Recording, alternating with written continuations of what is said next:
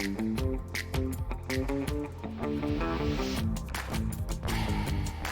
Lay off की हवा बनी हुई, मतलब जैसे ले ऑफ बहुत हो रहे हैं, आईटी इंडस्ट्री में बहुत ने निकाल रहे हैं और एआई की वजह से ऐसा कुछ हो रहा है, तो ये बात सच है कि या फिर ऐसे ही? It is true but up to some extent, not exact जिस जिस तरीके से हाइप हो रही है।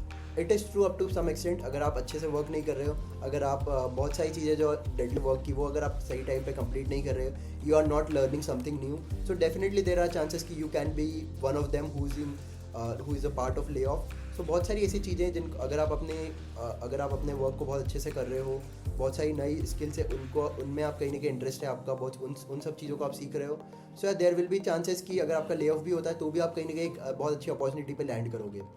सो यार ले ऑफ अपनी जगह है, but basically you have to improve your skills, you have to flourish your skills, that's how you will be making your career secure. तो बेसिकली मतलब वेब3 होता क्या है, मतलब उसमें मतलब किस तरह से काम होता है, मतलब आप क्या काम करते हो उसमें as a developer, blockchain developer?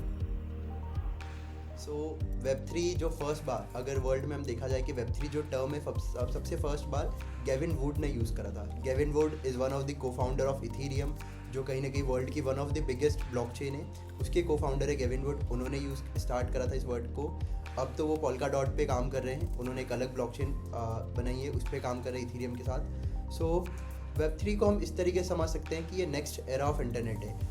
अगर हम डिसेंट्रलाइजेशन को समझना चाहें, अगर हम डिसेंट्रलाइज वर्ल्ड बनाना चाहते हैं, तो कहीं ना कहीं ब्लॉकचेन एक बहुत बड़ा पार्ट है उसका, वेब थ्री एक बहुत बड़ा पार्ट है। तो एक ऐसा इंटरनेट जो डिसेंट्रलाइज हो, जहाँ पे ट्रांसपेरेंट हो और जो अलग अलग टोकन बेस्ड इकोनॉमी को यूज़ कर रहे हो, NFT इसका पार्ट हो, इसे हम कहीं ना कहीं वेब थ्री बोल सकते हैं। जहाँ पे अलग अलग जो टोकन्स हैं उन्हें हम एज ए करेंसी यूज़ करें, जो हमारा डेटा है वो किसी सेंट्रलाइज सर्वर पर होने की जगह डिसेंट्रलाइज अलग अलग सर्वर पर स्टोर है।